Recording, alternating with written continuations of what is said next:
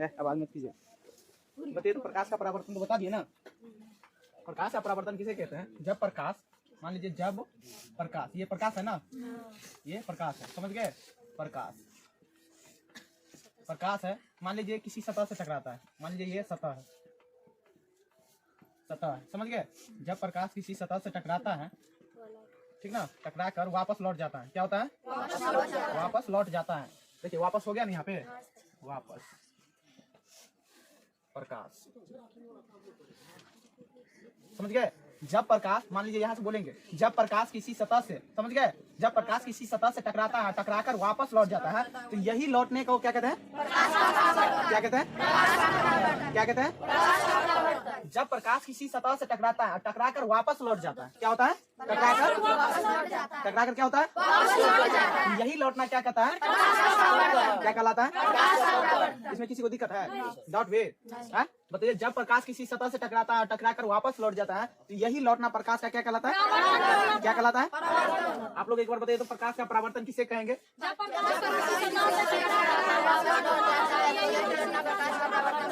कोई दिक्कत है किसी को भी? नहीं ना। चलिए अगला क्वेश्चन बताइए। प्रकाश के परावर्तन के कितने नियम होते हैं? प्रकाश के परावर्तन के कितने नियम होते हैं? दो होते हैं। कौन कौन? नियमित परावर्तन, अनियमित परावर्तन। पहला, नियमित परावर्तन, दूसरा आवाज नहीं निकल रहा है। पहला नियमित परावर्तन, दूसरा अनियमित परावर्तन। बताइए तो आप पहला तो क्वेश्चन होगा कि पहला अनियमित परावर्तन किसे कहेंगे? ये है ना, नियमित परावर्तन किसे कहते हैं? बताइए उसका थोड़ा डिफिनेशन। जब प्रकाश किसी चिकनी तथा चमकीली सतह पर पड़ती है तो प्रकाश का नियमित रूप परावर्तन होता है, उसे नियमित परावर्तन कहते हैं। देखिए, जब प्रकाश किसी चिकनी तथा चमकीली सतह पर पड़ती है तो नियमित रूप से परावर्तन होता है। क्या होता है? नियमित रूप से। मान लीजिए चिकनी तथा चमकीली सतह, मान लीजिए यहाँ पे कोई सतह है, समझ गए? यहाँ पे कोई सतह है और देखिए यहाँ से जब प्रकाश किसी चिकनी तथा सतह पर पड़ती है, समझ गए? जब प्रकाश किसी चिकनी तथा चमकीली सतह पर पड़ती है, मान लीजिए यहाँ से प्रकाश जा रहा है, ठीक ना, पड़ती है और यहाँ पर फिर यहाँ से क्या होता है? ऊपर चले जाता है। क्या होता है? ऊपर चले जाता है। जब प्रकाश किसी चिकनी तथा चमकीली सतह पर पड़ती है तो नियमित रूप से परावर्तन होते हैं। क्या होता है? नियमित रूप से परावर्तन होते हैं। उसे हम क्या कहेंगे? नियमित परावर्तन। क्या कहेंगे? क्या कहेंगे? क्या कहेंगे? जब प्रकाश किसी चिकनी तथा चमकीली सतह पर पड़ते हैं, मान लीजिए शीशा पर पड़ेगा ना, तो चमकीली है, इस पर लगेगा और इसके बाद क्या होगा? ऊपर भागेगा कि नहीं है? तो जब प्रकाश किसी चिकनी तथा चमकीली सतह पर पड़े तो नियमित रूप से परावर्तन होते हैं। उसे क्या कहेंगे? नियमित परावर्तन। इसमें किसी को दिक्कत है? किसी को दिक्कत है? इसका अपोजिट अनियमित बताना है। इसका अपोजिट। नियमित परावर्तन तो हो गया। अनियमित परावर्तन में किसे क्या कहेंगे? जब प्रकाश किसी चिकनी तथा खड़ी सतह पर पड़ती है, चिकनी तथा खड़ी सतह पर पड़ती है तो अनियमित रूप से परावर्तन होता है। क्या होता है? अनियमित रूप से। मान लीजिए ये चिकनी तथा चमकीली सतह पर पड़ी तो ये तो नियमित रूप से परावर्तन हो गया। मान लीजिए यहाँ पे, मान लीजिए हम शीशा लगा देंगे तो यहाँ से हम मारेंगे लाइट, मान लीजिए यहाँ पे सूर्य है, यहाँ पे चाहे कोई बल्ब है, समझ गए? यहाँ से बल्ब है, यहाँ से हमारे लाइट, ठीक है? तो यहाँ से जो लगनी तथा चमकीली सतह पर पड़ती है तो उसे नियमित परावर्तन कहते हैं, समझ गए? और अनियमित में बताना है जब प्रकाश किसी चिकनी तथा खड़ी सतह पर, चिकनी का मतलब मिट्टी, चिकनी का मतलब मिट्टी होता है, ठीक ना? तो जब प्रकाश किसी चिकनी तथा खड़ी सतह का मतलब क्या होता है? कि मिट्टी पर पड़ेगा तो मिट्टी पर पड़ने के बाद क्या लाइट भागेगा? कभी भाग सकता है? तो चिकनी तथा खड़ी सतह पर सतह की बात करें तो समझ लेना कि अनियमित परावर्तन के बारे में हमें बता रहा है, समझ गए? तो जब प्रकाश किसी चिकनी तथा खड़ी सतह पर पड़ती है तो वह अनियमित रूप से परावर्तन होता है। क्या होता है? अनियमित रूप से परावर्तन होता है। उसे क्या कहेंगे? उसे क्या कहेंगे? इसमें किसी को डाउट है?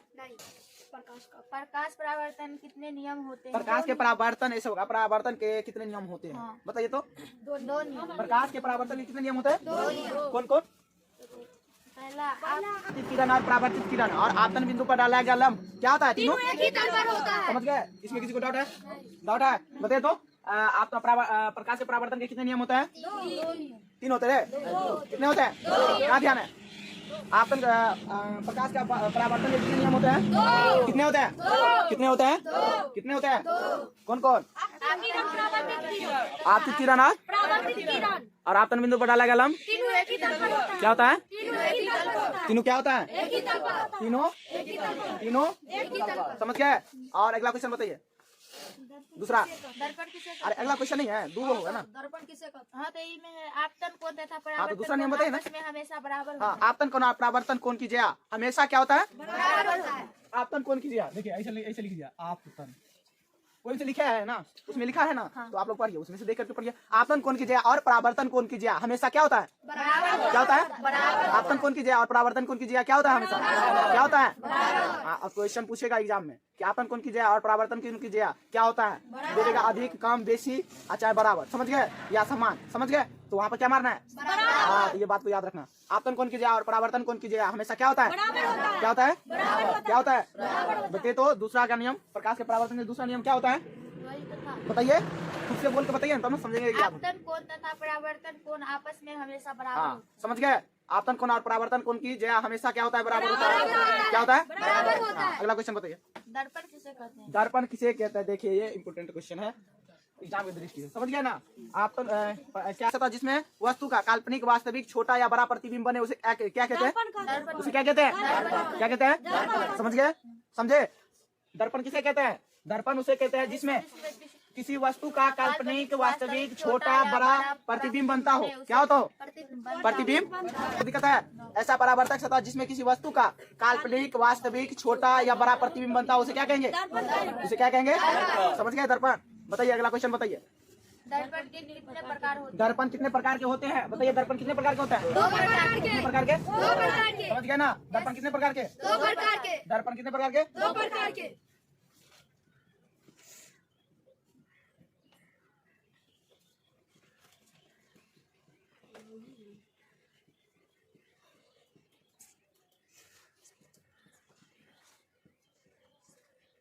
दो प्रकार के। पहला समतल दर्पण। पहला समतल दर्पण। क्या होता है? पहला समतल दर्पण। दूसरा गोलीय दर्पण। दूसरा गोलीय दर्पण।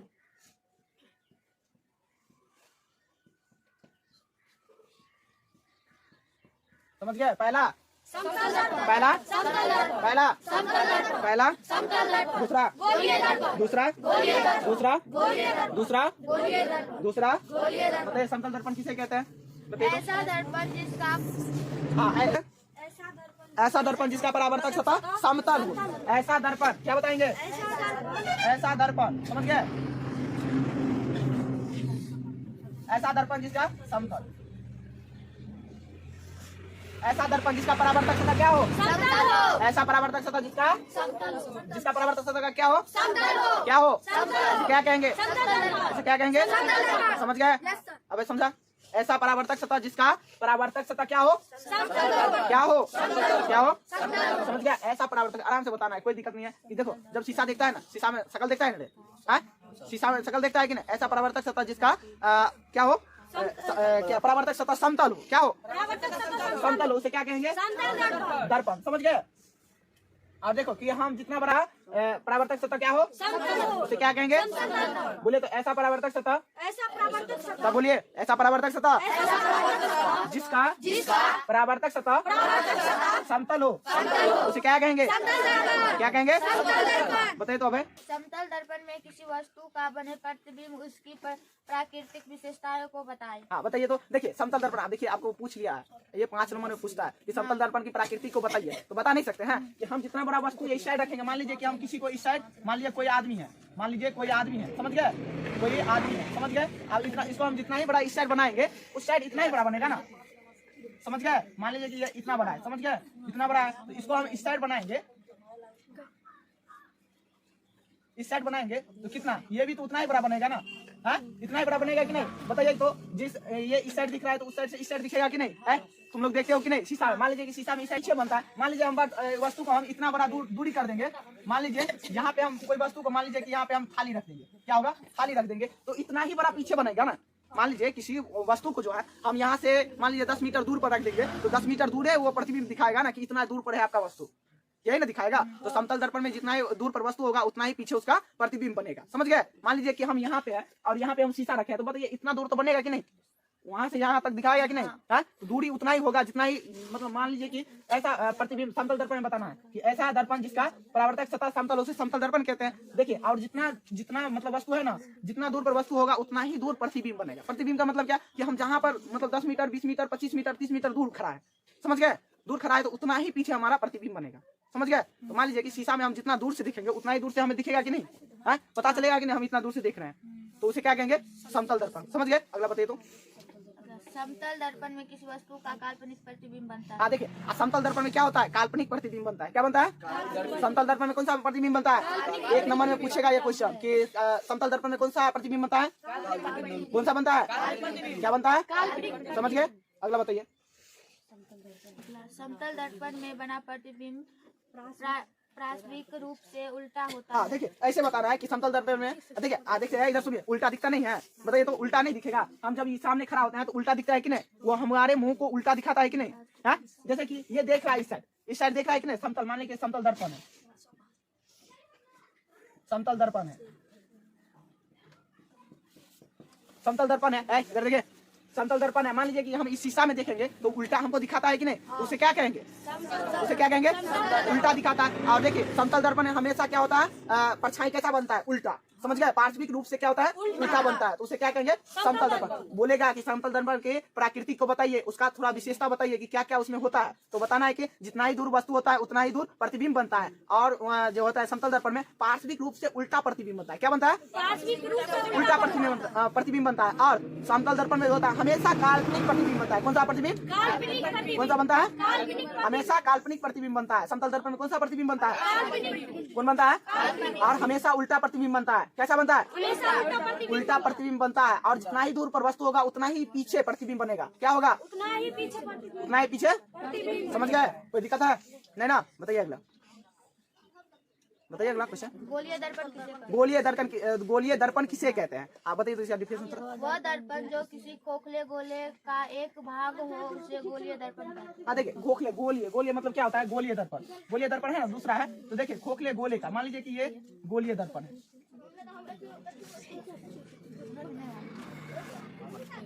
देखिए इधर देखिए, खोखले गोले का भाग बना हुआ, ये खोखले है ना? इधर देखिए, खोखले गोले का बना है कि नहीं? खोखले गोलीय दर्पण का बना, उसे क्या कहते हैं? गोलीय दर्पण कहते हैं। क्या कहते हैं? जो खोखले गोले आकार का बना उसे क्या कहेंगे? गोलीय दर्पण किसे कहेंगे? उसे क्या कहते हैं? उसे क्या कहते हैं? क्या कहते हैं? कोई दिक्कत नहीं, जितना बार प्रैक्टिस कीजिएगा, हो सकता है किसी को गलती उच्चारण हो या बोलने में दिक्कत हो रहा होगा, वो यहाँ पे आराम से कंफर्म हो जाएगा। समझ गए?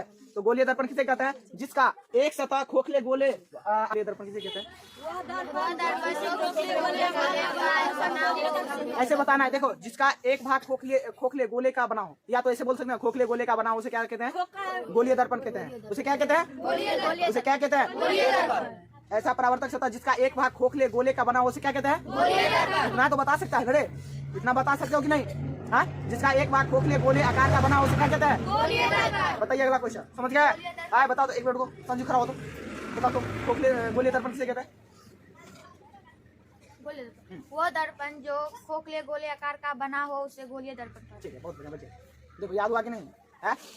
अब ये नहीं करेंगे, आप दूसरा चैप्टर चालू करेंगे ना, जितना समझाएंगे अगला दिन सुनेंगे, उसके बाद चलेंगे अगला चैप्टर, अगला क्वेश्चन पर। बताइए अगला क्वेश्चन बताइए तो। गोलीय दर्पण दो प्रकार के होते हैं। कौन कौन? अवतल दर्पण और अवतल दर्पण और गोलीय दर्पण कितने प्रकार के होते हैं? कितने प्रकार के? कितने प्रकार के? कितने प्रकार के? पहला दूसरा पहला यार बोल, जोड़ो सही से, दिमाग में लेकर के बोलो। समझा? ये को है पहला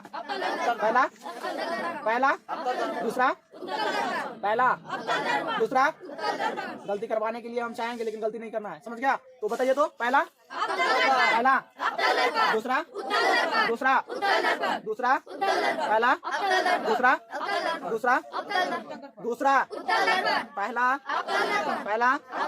दूसरा। समझ गए? तुमको दो याद करने के लिए देगा तो याद नहीं होगा। गोलीय दर्पण कितने प्रकार के होते हैं? पहला दूसरा। समझ गए? कोई दिक्कत है? नहीं ना? बताइए तो, पहला अवतल दर्पण किसे कहते हैं? वह दर्पण जिसका परावर्तक सतह किनारे के अपेक्षा बीच वाला भाग धंसा हो उसे अवतल दर्पण कहते हैं। देखिए, जिसका परावर्तक सतह किनारे के अपेक्षा बीच वाला भाग क्या हो? बीच वाला भाग। देखो, मान लीजिए कि ऐसे दर्पण होगा, समझ गया? किनारे के अपेक्षा बीच वाला भाग धंसा हो, उसे क्या कहेंगे? समझ गए? जो किनारे के अपेक्षा बीच वाला भाग क्या हो? धंसा हो, उसे क्या कहेंगे? जो किनारे के अपेक्षा बीच वाला भाग क्या हो? धंसा हो, उसे क्या कहेंगे? मान लीजिए कि अवतल दर्पण हम बना दे रहे हैं।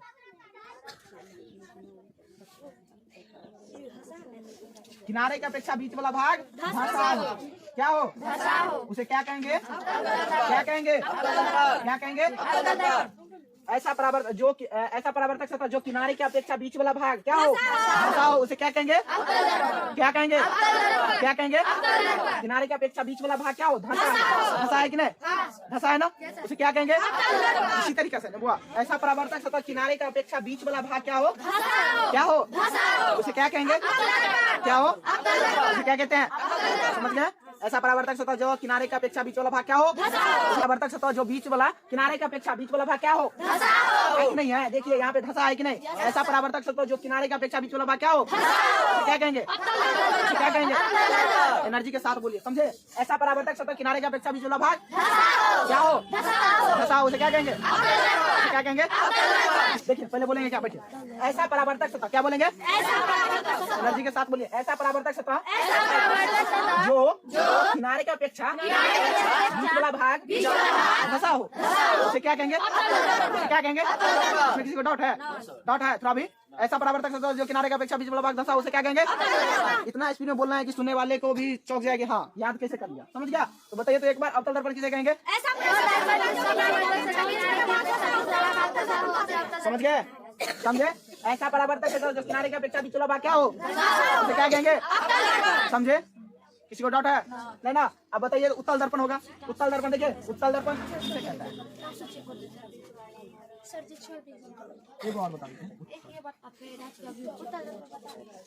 देखिए उत्तल दर्पण इसका अपोजिट होता है। समझ गए? क्या होता है? अपोजिट होता है। समझ गए? ऐसे होगा ना? समझ गए? किनारे की अपेक्षा बीच वाला भाग क्या होता है? किनारे की अपेक्षा बीच वाला भाग क्या होता है? उसे क्या कहेंगे? क्या कहेंगे? क्या कहेंगे? क्या कहेंगे? ऐसा परावर्तक सतह जो किनारे की अपेक्षा बीच वाला भाग उभरा हो, यानी कि मान लो कि ये उभरा है कि नहीं, यह किनारे की अपेक्षा बीच वाला भाग क्या हो? उभरा हो। उसे क्या कहेंगे? क्या कहेंगे? ऐसा परावर्तक सतह जो किनारे की अपेक्षा बीच वाला भाग उभरा हो, यानी कि उठा हो, उसे क्या कहेंगे? उसे क्या कहेंगे? क्या कहेंगे? बोले तो ऐसा परावर्तक सतह जो किनारे की अपेक्षा बीच वाला भाग उभरा हो, उसे क्या कहेंगे? क्या कहेंगे? ऐसा परावर्तक सतह जो किनारे की अपेक्षा बीच वाला भाग उभरा हो, उसे क्या कहेंगे? उसे क्या कहेंगे? उसे क्या कहेंगे? समझ गए? समझ गए? इसमें किसी को डाउट है? डाउट है? किसी को डाउट है? और सब बनाते जाइएगा। समझे? किनारे की अपेक्षा बीच वाला भाग धंसा हो, उसे क्या कहेंगे? उसे क्या कहेंगे? जो किनारे की अपेक्षा बीच वाला भाग उभरा हो, उसे क्या कहेंगे? ऐसे उभरा है कि नहीं? देखिए ऐसे उभरा है कि नहीं? तो किनारे की अपेक्षा बीच वाला भाग क्या हो? उभरा हो। उसे क्या कहेंगे? उत्तल दर्पण। किनारे की अपेक्षा बीच वाला भाग उसे क्या कहेंगे? क्या कहेंगे? इसमें किसी को डाउट है? कहीं पर भी बोलना है कि अवतल दर्पण बताना है ना? देखिए बहुत बढ़िया है। देखिए उत्तल और अवतल में याद करने की कोई जरूरत नहीं है। ऐसा परावर्तक सतह जो किनारे की अपेक्षा बीच वाला भाग धंसा, उसे क्या कहेंगे? उसे क्या कहेंगे? ऐसा परावर्तक सतह जो किनारे की अपेक्षा बीच वाला भाग क्या हो? उभरा हो। क्या हो? उभरा हो। उसे क्या कहेंगे? उसे क्या कहेंगे? समझ गए? कोई दिक्कत है इसमें? किसी को दिक्कत है? ऐसा परावर्तक सतह जो किनारे की अपेक्षा बीच वाला भाग उभरा, उसे क्या कहेंगे? उसे क्या कहेंगे? जो किनारे की अपेक्षा बीच वाला भाग क्या हो? धंसा, उसे क्या कहेंगे? समझ गए? याद होना चाहिए, हम पूछेंगे सबसे। समझ गए? तो ये पूछ लेता है गोलीय दर्पण कितने प्रकार के होते हैं? कौन कौन? समतल दर्पण होगा, उत्तल अवतल दर्पण और अवतल दर्पण और यही मिस्टेक करेगी सब, जाकर के वहाँ पे दे देगी। सबका 2-3 को है, सबका नाम सही से नहीं याद करेगी तो वहाँ पर जाकर गलती मार करके आना। तो गलती नहीं मारना है। बैल सब कहाँ के हो गया? कोई दिक्कत है?